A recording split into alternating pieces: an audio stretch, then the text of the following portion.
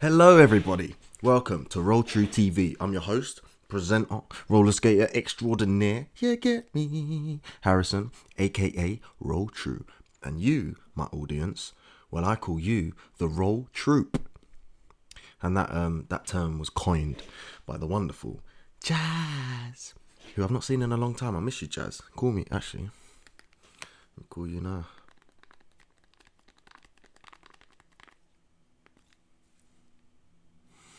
No answer. Today, we're going to be doing a reaction. You get me? And I'm going to be reacting to this video. 6 beginner tips for roller skating outside. And the reason this jumped out at me is because I'm a street skater. You get me? This is what I does. So let's see what I think of these tips. I'm sure there'll be some wonderful tips in here. And I'll just give my 2 cents. You get me? As we go along. But yeah, let's get on with it. Oh, do you like my tea? RT, baby. You know, it's all about love here. Roll True. Yeah, get me. All right, let's go. The problem with outside is that there's all these little ups and downs that you might not notice when you're walking, but your wheels will find them all. I'm standing in a T position, so this is helping me to stop gravity. Because if I stand like this, I'm going to go. So I'm standing in a T position. You could also use a V. Anything that puts your wheels against gravity will stop you from rolling. Yeah, that's a very basic tip and it's fundamental. When you're outside, you never know when you're going to find an up or a down. So it's good to always be prepared. The staggered stance is like this. You can choose whichever foot you like to have in front, whichever feels the most comfortable. You want to put all the weight on the back leg, and this is what's going to hold you up. So this is your suspension here. This front leg hasn't got a lot of weight on it, but it's there for stability. So if you get a wobble, you can shift the weight and you can save it, hopefully. Yeah, I like that tip. Staggered stance. If one skate trips over a crack or a twig, could be anything, a bump in the road, the one behind it can save you. You get me? If they're both flush like this, then they're both going to trip over the exact same thing at the exact same time, and you're going to face plant right into the concrete. What I actually do is I like to do it with my right foot, so I'll then swap my staggered stance and I'll use this foot to keep my momentum.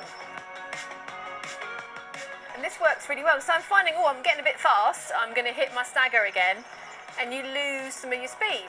I think, I don't know, I don't want to be harsh. She's obviously teaching a beginner, like she's teaching beginners, but I don't know, it just looks super awkward. I think that's probably my only criticism with that move. It's just that it doesn't look good. Yeah, I wouldn't advise people to practice that necessarily. I'd say practice your penguin steps. You get me? Your little penguin steps, and rocking back and forth with them. And make sure you keep your feet coming up off the ground. Each step, get your feet off the ground, and that will help you with the bumps, with the twigs and stuff. And you'll also be getting momentum at the same time. The holding one foot at the back and doing the half lemon, the half bubble thing, I don't know, effective, but you're not going to be skating like that long term, are you? So you might as well practice the whoosh, whoosh, whoosh, and then just try to get them long and glidey. I'm a fan of the staggered stance tip, so don't get me wrong with that. Definitely a fan of the staggered stance tip. Bit of momentum, bit fast, slow it down, bit faster again. Now this is really, really good because it means that I've got both feet on the ground. So if I do hit a stone or I misjudge one of my twigs, hopefully I can save it. She says it's best to keep both feet on the ground. She said the more feet you have on the ground at a time, the better. For me, I think the complete opposite. I think if you're street skating, you're skating on the streets, there's so many different surfaces, so many lumps and bumps and twigs and stones and stuff like this. I think it's best to be bouncy. So to always be lifting your feet up, actually. When I would keep both feet on the ground would be when I can see that it's completely smooth. That's when I just like, yeah, cool, glide and keep the feet on the ground. But if it's really bumpy, really cracky, then I try to keep bouncing. Like I said with the penguin steps, I would always say keep your feet coming up off the ground.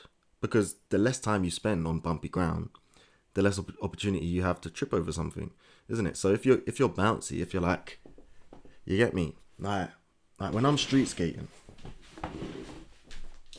When I'm street skating, I'll be like,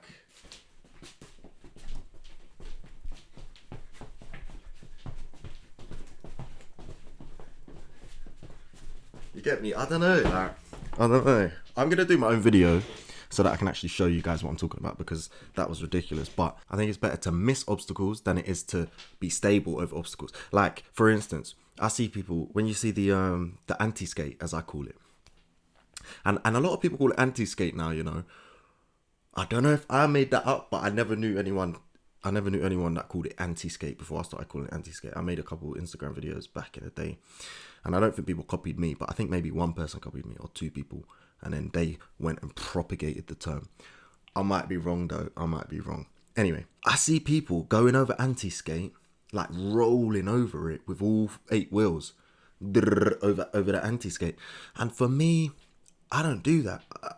I do a little hop and then a little step on it and then a hop over it. You get me? I don't like to just do a long continuous glidey roll over it, because the impact, it's just not fun. You get me? So I prefer to do a little hop skip over it. Don't go outside until you have at least 1 or 2 ways of stopping quite confidently.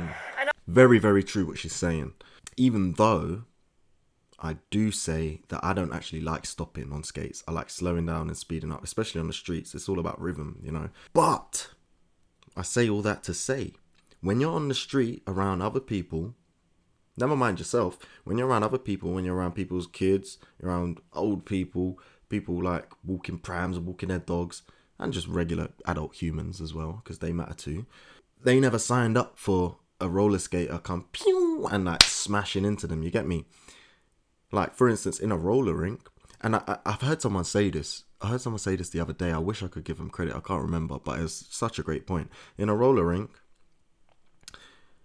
or even in a park, say, where there's a group of skaters, those people are there understanding the risk that, look, we're all on wheels. Someone might go out of control and bump into me. You get me? Regular civilians never signed up for that. So it is unacceptable for you to go run over someone's kid, trample someone's dog, you get me, bundle into a jogger. That is unacceptable. It might happen, and look, it's happened to me in the past, I'll be honest, but yeah, you need to have a stop down if you're going to go and be mingling with the general public on the streets, especially near roads and stuff. You don't want to be the person that knocks a person into the road, you get me. 18-wheeler comes by, and do you know what I mean? Like, you don't want that to be your lot. You don't want that to be a feature of your skate journey. now you can do your T-stop, but I tend to use my wheels because I think the wheels are harder than my toe stop, and my toe stop is going to wear down really, really quickly outside. That is something I did notice. She does have pretty hard and pretty small wheels. Some people like a bit of a smaller wheel. Some people like a harder wheel. Me, I like it soft and I like it big. You get me? Cleanse your minds. My wheels, they are going to wear down too, but they're not going to wear down as fast as my toe stop. If you do notice wear And I on don't these wear toe inside stops wheels, either. then you can always move But your that's wheels neither here around nor to there. even the wear out. Now, obviously, you can also do a plough, but sometimes the plough is harder to control the speed. This is a really steep hill, so this would be my preferred method for dealing with a really steep hill. The backwards toe stop is pretty cool, but I don't use toe stop, so that isn't available to me. The T-stop, I use that very regularly. Like she said, it can be difficult to control the plough stop. And when it's difficult to control the plough stop is when your path is narrow. If it's wide, you got all the space you want. You can go as low as you want. You can put your feet as wide, your legs as wide as you want, or your feet. And you can sort of steer left, steer right, and all that takes off speed. When it's narrow, the plough stop is very, very difficult, and the T-stop comes into play. But to be honest, going downhill slowly is just very difficult anyway. It's probably one of the most difficult skills in skating. So don't be discouraged if you ain't got it yet. You get me? It's a difficult skill, and you will get it. But yeah, the backwards T-stop is a cool skill. The backwards toe stop that she's doing right here, that's cool as well if you're the toe stopper wearing skater. So when you're apply this, I talk about the sweet spot with the toe stop. So I'm on my front two wheels and the toe stop is just in, and it's just enough to control the speed without hopefully wearing it down too badly. Yeah, very important. With stops, you just want to kiss the ground. It's a very gradual thing. You start soft. With these friction stops, like a T-stop or a backwards toe stop or a toe stop, those are friction stops, yeah. In a way, all your stops are going to be friction stops, but these are more categorically friction stops because of the plow stop. You know what I mean? There is a bit of lateral movement on the skate, but almost imperceptible actually.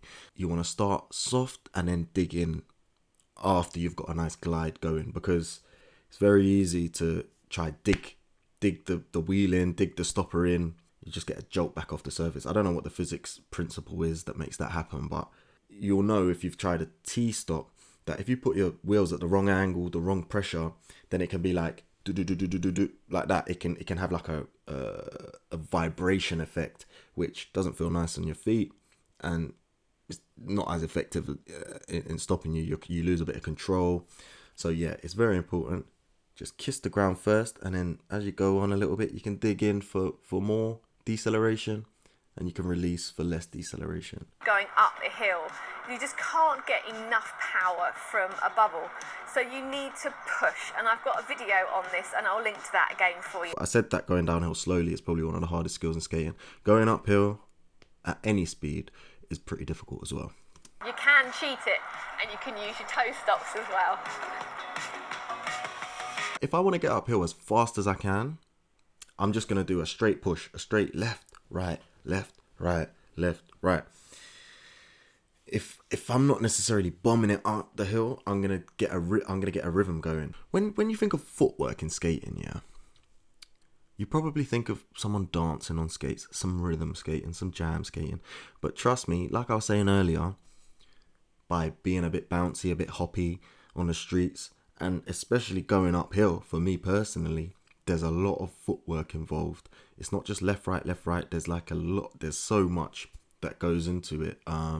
This is making me gassed, actually. It's making me look forward to shooting my own similar video. I have to mention it, I'm wearing all my padding and my helmet. Basically with padding, I see it as a way of giving you somewhere safe to bail to that isn't your skin. If I'm falling, I need to put my hands down, I need to get my knees down, I need to get my body down to take the impact. But I can't do that if I've got bare hands. If you feel like you need some protective equipment, if you're scared to hurt yourself, your wrists, your knees, your head, wear protective equipment. But I would say, here's my general rule. If you're old, wear protective equipment. If you're young, don't. For young people, right? Young people can do anything. Young people are bloody superheroes, right? The average kid, let's say. And the thing is with safety equipment, with protective equipment, it can make you fall in unnatural ways. Like if I'm skating, yeah, and I trip up, I'm not gonna just sink straight to my knees like a football player celebrating a goal. Do you know what I mean? Because I'm gonna hurt my knees. If I don't have any protective equipment on, what I'm going to do is I'm going to learn how to fall more softly. You get me? I might take a little bit of impact on my knee, a little bit on my wrist, then I might roll onto my shoulder and onto my back, and then I've fallen more safely. You get me? Not saying I'm never going to hurt myself or I'm not going to get a little scratch or a bruise. I think more important than wearing protective equipment for young people is learning how to fall. And learning how to fall is it's not easy. Some people have it naturally, some people have to learn, but it's super important. For older people, obviously older people have jobs, you get me. They probably feel like they've hurt themselves enough already in their lifetime. They don't need any extra bruises, injuries or scars. If you're picking up roller skating at 35, 40, 45, wear all the equipment. I'm not against protective equipment. I just have that one little where I think it might be better for young people to learn how to fall over rather than sanitize the whole experience. Do you know what I mean? I might be wrong. It's just my opinion. You get me? Just my opinion. That's how I learned. I learned without protective equipment. But there's been times where I've worn protective equipment as well. So don't be ashamed to wear it, because I hurt my wrist once and I was wearing a wrist guard. I went to the skate park and I was wearing knee pads and the whole shebang. I'm not saying don't wear protective equipment. If you feel like you need it, by all means. But yeah, I just had that one little, you get me, about it. One thing you're likely to encounter outside is a curb. So the best way to deal with these is to kind of sneak up on them. So what I mean is if you're rolling along beside... I'm enjoying this video. The editing's great. All the B-roll and stuff. It's a really good video. The curb is to check the traffic, to step down into the pavement. This is a lot safer than tackling it as if you were walking up it. So if you've got to stop and cross, 100%. the best way again is to hit it sideways. So a side step down, then you can skate across and side step back up.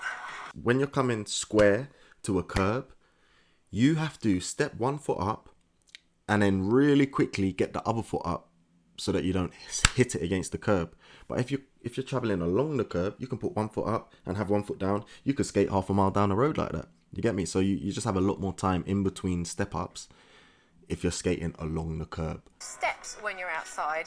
This is a really good technique to tackle those as well.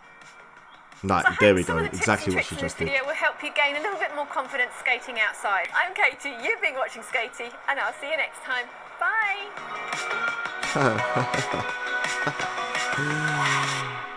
Yeah, good vibes, man. Great video.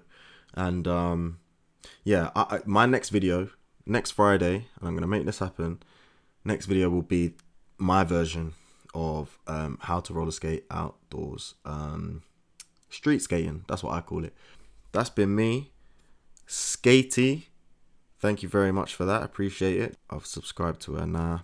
You go check her out. How about this? Comment something that you find very difficult about skating outdoors.